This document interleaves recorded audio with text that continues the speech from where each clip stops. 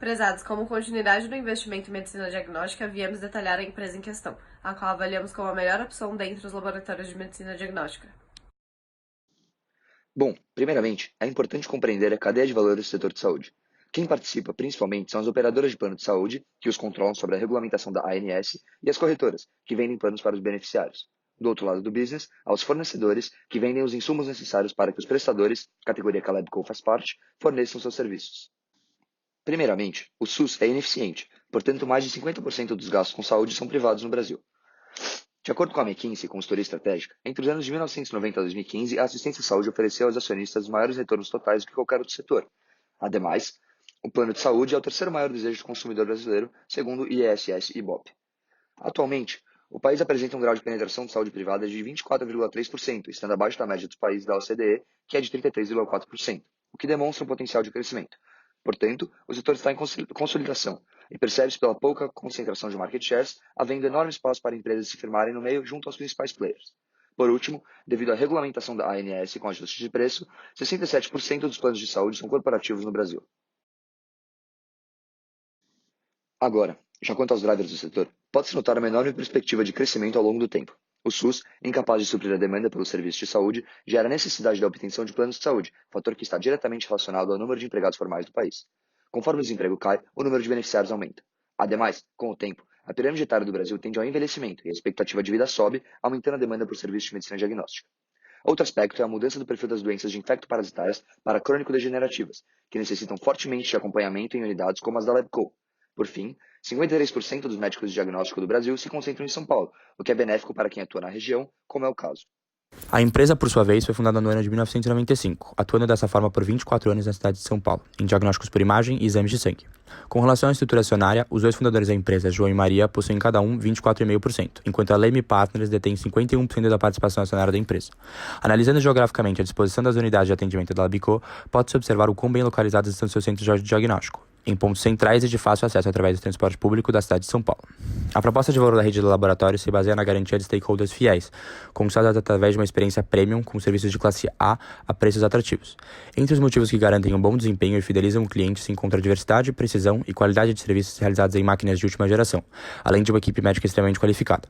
Entre esses serviços estão mamografia, colonoscopia e ressonância magnética. Nos últimos 3 anos, a companhia passou por um bem-sucedido processo de expansão orgânica, com 9 novas unidades com foco em demandas específicas de cada local, proporcionando um aumento não apenas na eficiência, mas na capacidade operacional. Fazendo uma breve análise das margens da Labco, podemos concluir que as mesmas se encontram em um bom patamar, com a margem bruta em 27% e as margens EBITDA e EBIT girando em torno de 14,6% e 11,7% respectivamente. O destaque, entretanto, vai para o ROIC e o WACC da empresa. O primeiro aumentou substancialmente de 2016 para 2017, indo de 5,85% para 26,38%, enquanto o custo médio ponderado de capital da empresa abaixou de 16,96% em 2016 para 9,92% em 2017, se mantendo um patamar similar em 11,65% em 2018. A receita foi projetada de acordo com a abertura das novas unidades, bem como a das antigas, em que todo o processo de número de exames feitos durante o período de maturação segue uma exponencial definida por nós a partir dos dados que tínhamos do primeiro mês com X exames realizados e os dados após 24 meses, ou seja, 2 anos, pois os laboratórios atingem sua capacidade máxima. Digo X pelo fato de que cada tamanho de unidade possui seu próprio número de exames em cada período, então por isso resultou em 3 exponenciais diferentes. Aqui abaixo vemos como ficaram as equações utilizadas, bem como os gráficos. Após o período de maturação, assumimos 100% de grau de utilização da capacidade de produção de exames. Utilizando de tais métodos, conseguimos inferir já os drivers de crescimento, pois a abertura de unidades já tinha-os considerado. No que tange à projeção de custos, fizemos cada contraparte do custo total em uma mesma linha de raciocínio, todos à base de porcentagem de receita, pois nela já há consideração das unidades novas abrindo. Chamamos atenção para o ponto da projeção dos materiais clínicos que imputamos à inflação, devido aos bens de consumo sofrerem alterações em seus preços. Já a questão dos salários dos médicos já possui um ajuste implícito dado passado que analisamos para fazer as porcentagens de receita, bem como todo o resto, então laboratórios de apoio, folha, CSP, aluguel e outros custos envolvidos. Ao lado, é possível notar que as margens têm um bom delineamento e a manutenção de crescimento ao longo dos anos projetados.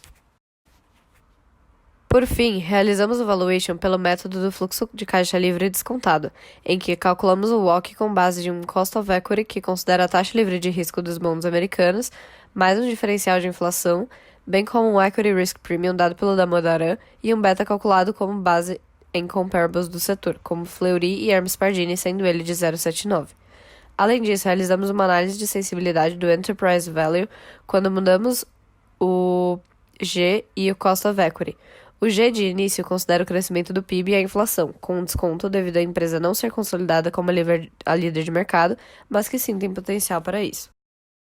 Pensando em possíveis saídas para investimento, é possível elencar alguns pontos, entre eles o fato de a Labicô não possuir o capital aberto na Bolsa e o fato do setor se encontrar em processo de consolidação, com grandes empresas se expandindo organicamente. Exemplo disso são as compras da Apvida. A empresa recentemente adquiriu o Grupo São Francisco e a Operadora América.